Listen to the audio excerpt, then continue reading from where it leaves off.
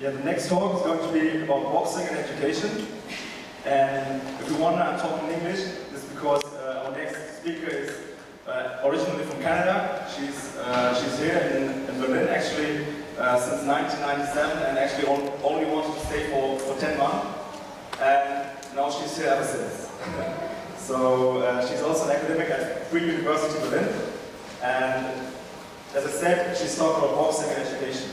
And if you wonder, or if you ask yourself, boxing and education, how does this go together? I know someone who knows the answer. So please welcome Professor Cameron.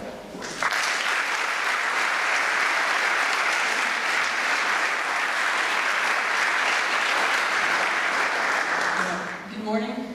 I wanted to say I'm happy to take questions in German, and I also understand German, but I've been living in Canada and South Africa as part of my School Fellowship for the last 2.5 years, and so in order to avoid stumbling over every third verb, I thought I'd do this in English.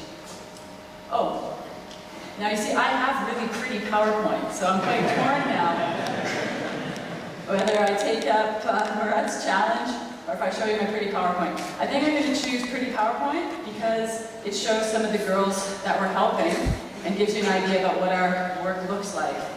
But if you think this isn't macho enough, Murad, then we can see how that works in question period. So, how do we create vibrant communities? Communities where everybody is part of the decision-making process, where everybody takes responsibility for what's going on, where it's not just a small group of people making decisions, and where we can have critical ideas come to the front. Now, these were some of the questions that I was concerned with doing my PhD in social and political thought. I guess I should ask, is there anybody here in the humanities in the room? Yay! Okay, good. All right, I feel like I'm in the Hochburg of Ingenieurwissenschaft here, but yes, social and political thought, interdisciplinary studies in the humanities. I was working there on Foucault and Freud and ideas around critical intellectuals. And my question wasn't just how do we solve this problem in a university seminar, but how do we create opportunities for more people, again, to be involved in their communities. And I realized there were a lot of girls who really weren't getting a chance to talk, both as girls, but then also as women. There were a lot of organizations which were interested in improving how we live, but they were dominated by men, and I'm wondering, okay, why is that? A lot of the men who are working in these groups, they want to have more women, they want to have more people from different classes, but they're just not making it. And I realized part of the problem was that girls were just not really putting their hand up. They weren't expecting to be given a place at those decision-making tables. And so I thought, okay, I want to try and change that. So when I came to Berlin, I thought I was coming for 10 months. Ended up staying 16.5 years and becoming a professor, but that would be a different talk. But I live in Kreuzberg, and I realized if I wanted to try and, as a political theorist, how do you go about trying to increase participatory democracy? And like many of my peers before me, I started a boxing gym. Many people don't really think about doing a sports organization when you're trying to talk about participatory democracy. But for me as a Canadian, growing up where we have a lot of school sports and a lot of sports organizations which are part of citizenship development, to me made a lot of sense. But it didn't really make a lot of sense to other people. So, and that's one of the most important things you have to think about if you want to get into social activism or social entrepreneurship, is that people will think you're crazy at the beginning. That's the beauty of new ideas. And of course, when I said, okay, I've got a way to reach girls who are otherwise not doing any sports and who aren't maybe achieving the way they should in school, they're like sports, for Turkish girls from sometimes conservative Muslim families. They sign sheets saying they don't want to do sports at all. I'm like, well, maybe some families do, but maybe that's because we're not delivering sports the right way, and we're not understanding the best way to reach these people. Because I see a lot of these young women having a lot of energy and a lot of desire to take part in ways that make them feel strong, make them feel strong in their bodies. Not just an intellectual belief in something, but actually feeling something. So we started a club, first of all, within an established girls' sports club. I think that's also important for you guys to think about with social business, is how do you incubate your projects so that you don't have a lot of running costs right away. Don't run out there and set up your office, but think about whose infrastructure can I use.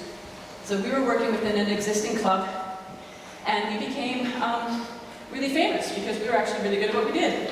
We had girls coming 3 times a week, learning boxing, but also doing weekend seminars on presentation skills, on making videos. We'd go and talk to the Abgeordnete. We'd go and take part in, girls' sports policy talks. And these girls learned to trust what they were saying. They understood that when they were well prepared, they'd be listened to. And then slowly but surely, this caught the attention, first of all, of the German Bundestag, who then made us one of the model projects for Germany, for the UN Year of Sport and Physical Activity. And then secondly, we caught the attention of Nike CSR for Europe, the Middle East, and Africa.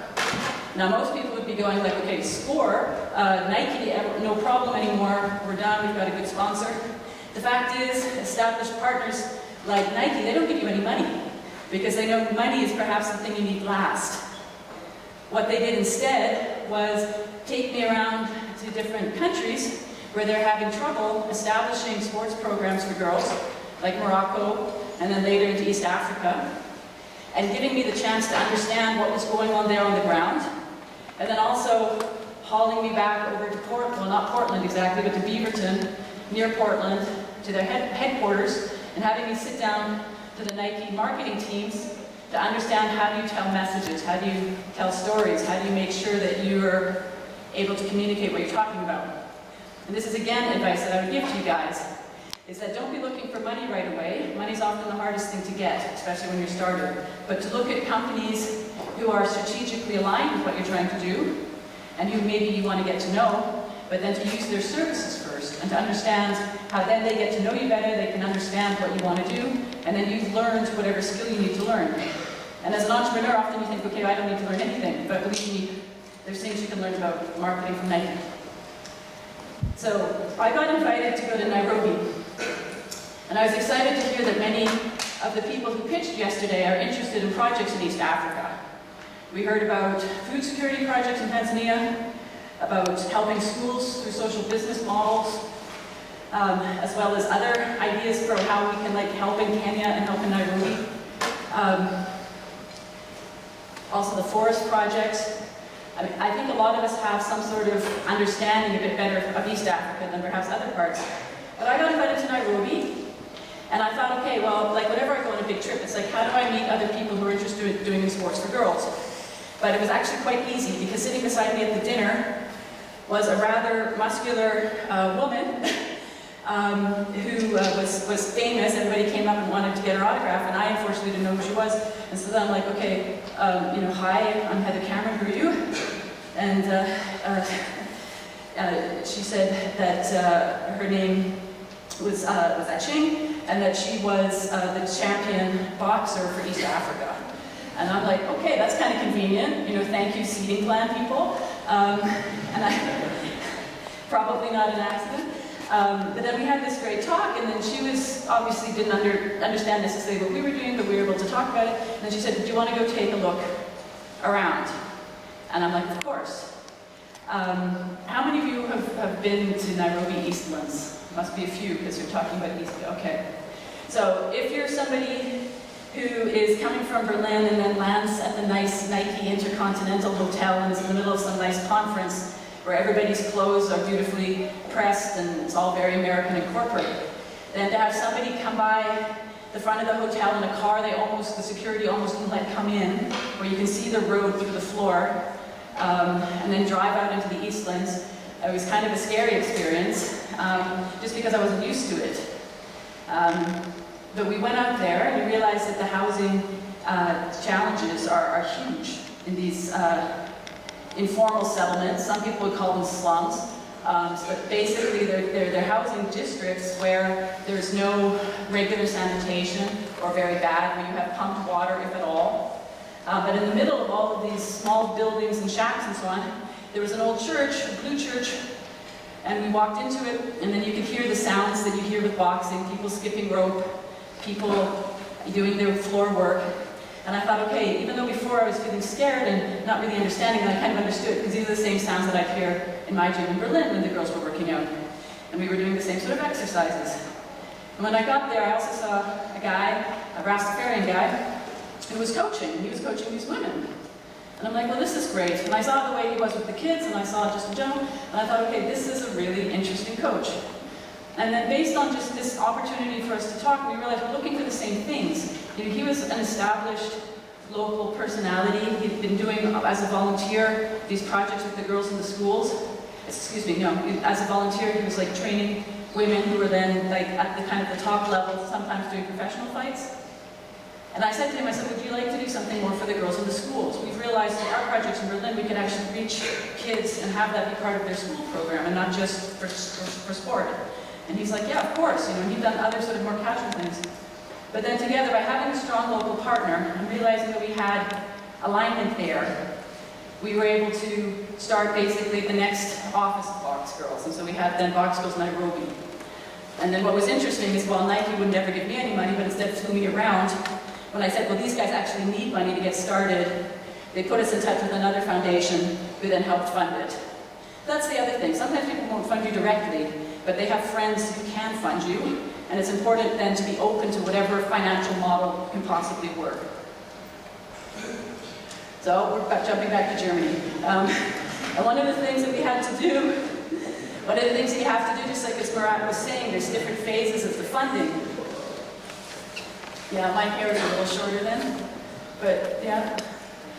But different phases of the funding. At the beginning with the Stiftungen, if you've got a good idea most of the time, and you've got the proof of the line you want to take, that they'll follow you with that, and you get a chance to try it once. You might only get a chance to try it for a year, but you get a chance. But part of what they're going to want to see in that first 3-year period is that you've tried to assess what sort of value you have. And so these are some of the numbers that we had from our work with the Deutsche Kinder- und Jugendstiftung in terms of the girls that we were working with in Berlin. Because I don't really care how fast these girls can run or if they take part in the Deutsche Meisterschaft for Boxen. I don't really care about that. It's great if they do that. But what I really care about is that they can do these sorts of things. So tolerance is kind of obvious. Feeling secure in themselves, also important. Self-actualization is a bad translation of Selbstwirksamkeitsgefühl. But believe me, that'll come across your desks a lot of times if you're working with children in this area, because it's about giving children the feeling that they can do something.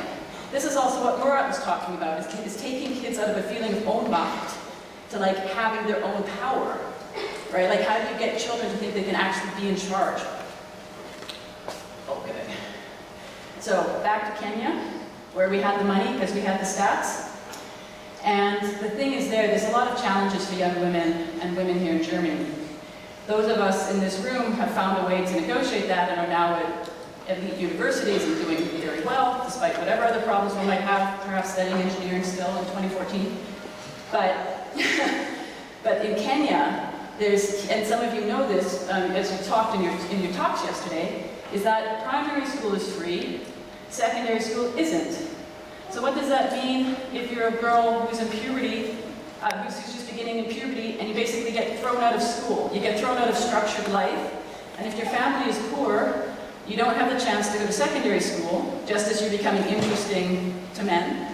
And worse than that, you have to go and work in order to feed your family. So instead of being able to continue with your schooling and perhaps become economically independent by being able to have some sort of job, you're forced to go and sell mangoes at the side of the road, where everybody notices, okay, here's a girl who got kind of pushed out, and not only does she just stay at home and cook or something, but she's so vulnerable she has to go out in public and just sort of sell mangoes or avocados at the side of the road. And so then I think the rest of that story we can kind of imagine about the different pressures that then come on her to basically do a sort of a form of prostitution or other things, which is not what we really want for these young women. So by offering them, by offering them a sports club, which also gives them scholarships to stay in school, and which also gives them access to like micro-entrepreneurship training and the like, we help stop that slide that happens after primary school. And now, why boxing? I mean, I love boxing, but I understand the whole world doesn't necessarily love boxing. But I'd like to know, first of all here, how many of you were in a Sportverein when you were small, or some sort? Yay, Germany. Okay, good. How many of you took part in some sort of fighting sport? Karate, judo, taekwondo, some forms of ballet? Okay, good. So, quite a lot. Anybody who's tried boxing? Oh, yay. Okay, good. Is there a club here in Aachen? Are you guys boxers from Aachen? Okay, all right, okay. We should have a league university boxing league. I'll start it from the FUO. That would be good. I actually plan to give a seminar at Harvard. They also have a very strong boxing club. In any case, sports in general, the argument for sports in general for girls' development has been made. When girls are doing sports, they're less likely to have early pregnancies, they're more likely to report forms of violence towards them and domestic abuse. They're healthier, which kind of makes sense. Healthier, also when they do choose to have children later, their children are healthier. I mean, all of these sorts of statistics have been gathered and are used. That's why part of the reason, in the Millennium Development Goals is this focus on girls being active in community and girls also being active, in sports projects. And the thing about boxing is that it's a different sort of sport because it really forces you to work on your emotions. Right? This is why it was for me so interesting. I was a PhD student already when a friend of mine came and said, I found this boxing gym in our neighborhood and don't you want to come try? And I'm like, are you nuts? I'm sitting there with my books in French and trying to read Adorno and in German and all this stuff on my desk. I'm like, I'm trying so hard to get this stuff into my head. I don't want to have people knocking on it. And she's like, no, that's the stereotype. That's not what it's like. But I realized when I went into the gym the first time in Toronto, just like a completely different feel of like intense work and a challenge both at a physical and a mental level. And I think that's what I wanted to bring then when I worked in Berlin and what's happening also in Nairobi and now also in Cape Town, is that you have an opportunity to have young people. We also work with boys, but the focus will always be on girls' empowerment. But to have those young people be confronted by their own fear, to be confronted by their own courage and also their ambition, and to really have a systematic way of kind of getting over themselves and challenging themselves to things that they didn't think was possible. The other great thing about boxing is it's kind of a male sport par excellence. And so if you have young women doing it well, and even coaching little boys, then it's a great way to put other sort of gender stereotypes, both in our country, but also definitely in Kenya and South Africa in question. So, and then you just see the self-confidence of these kids. It's also one of those sports which isn't metaphorical. A lot of projects which are using football and the like say, okay, yeah, team sports brings togetherness and it helps. And that it surely does, but then it still sort of assumes that those girls take those skills that they've learned in their football practice and then can kind of apply it in a dangerous situation. But we're actually teaching self-defense. And unfortunately, well, we know that matters, in the streets of Berlin as well as the streets of Nairobi, probably also the streets of Aachen. That women are still needing to be aware of this, men too in a different way, but women are definitely still in public space at risk in different ways. And for us to have a training program, which isn't just about fun and teamwork, but also about useful self-defense skills, that makes sense to a lot of parents who might not have completely bought into the boxing at the beginning. But then when they see what happens with their daughters, and they see the respectful way that they're being treated by the community, then they become our fans. But I'd like to introduce you to one of the girls. If we can have the video come up.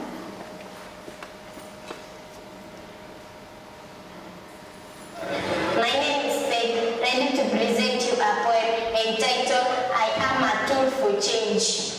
They say I look all different. They oppose me by the way I look, what I do, and how I move. I am proud to be a boxer, cause I know why I jab. I want to jab out HIV and AIDS. I want to jab out poverty. I want to jab out crime. I want to jab out rape out of my society and out of the world so that I can live in an environment where I am safe. I am proud to be a boxer. Thank you.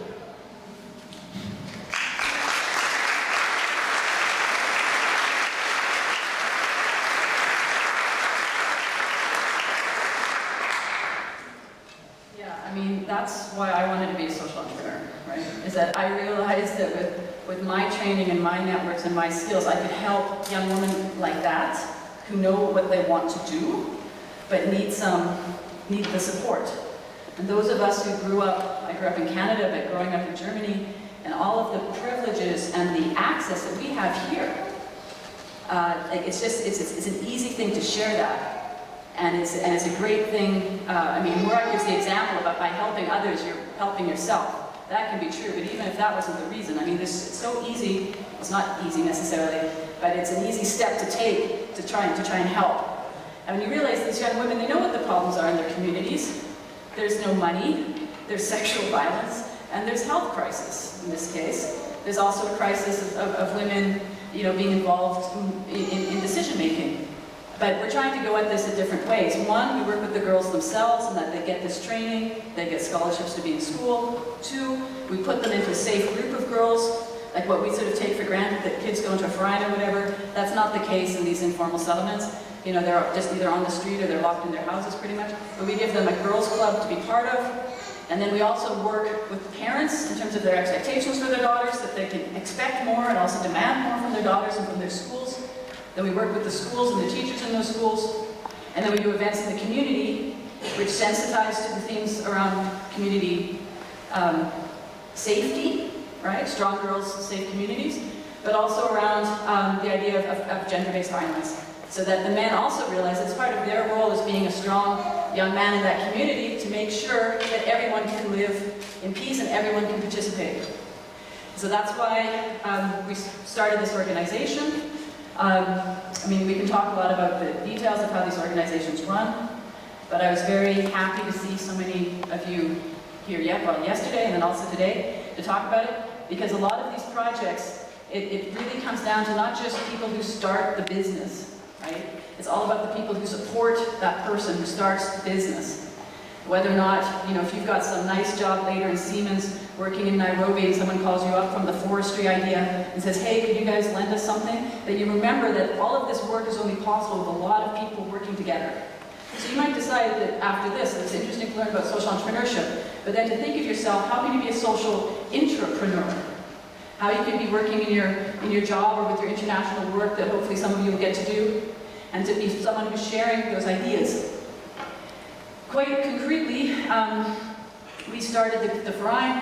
We started then a gemeinnütziges GmbH, and our point is about working together with universities. We worked together with the Technical University of Munich. I met a young man from the Technical University of Munich yesterday. We also work with Leuphana and with my university, the Free University of Berlin. It would be exciting to perhaps work with some of you here if you're interested, in terms of having university bases to help support the projects, both to create more projects in Germany and then also abroad. And then also what we do is we have obviously new digital delivery forms, because scaling, as Murat was talking about, is also very important. How do we manage to scale our effects without having just to grow the costs in the organization? There we're working on different, God help me, apps and websites. So any of you who are doing informatics who are interested in perhaps helping us do that in conjunction with the GIZ, more than welcome to talk to me after that.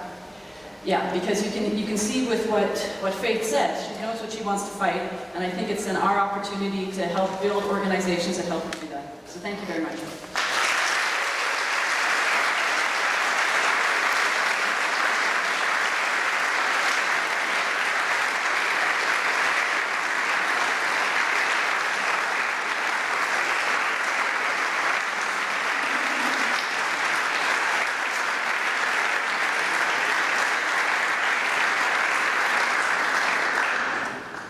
Yeah, thank you, Professor Cameron, for this really inspiring talk. And if I may ask you a question, like you're an inspiring academic and a sports enthusiastic. So, what was actually the thing you learned from those girls? Or what we can learn from those girls when you met them first? Well, what I was surprised by was actually how patient they were. Right? I was thinking if I had been dropped, just like when I got put into that car where I thought, okay, I don't really know where I'm going, I don't really know this person, and I don't think this car will even get us back to the hotel. And I had fear, and I thought, oh, I have to do something right away. And then when I saw how the challenges that those girls had, and they didn't even get to finish school, let alone study, I thought, oh, I'd be really angry and I'd want it all fixed. And then I realized that no, in a way, their patience works both for and against them. But the way it works for them is that there's a chance to put in sustainable structure, and there's a chance to make changes. So when I see those young women and it's getting a little bit better each time, I'm glad that they're not frustrated. I'm glad that they're like, okay, I see it's working and that we help. And I think sometimes we want to fix it now, just do it, and that they showed me that that sort of attitude won't get it done, and that one can be patient and believe that other people believe in the project, and that you can take your time to do it properly.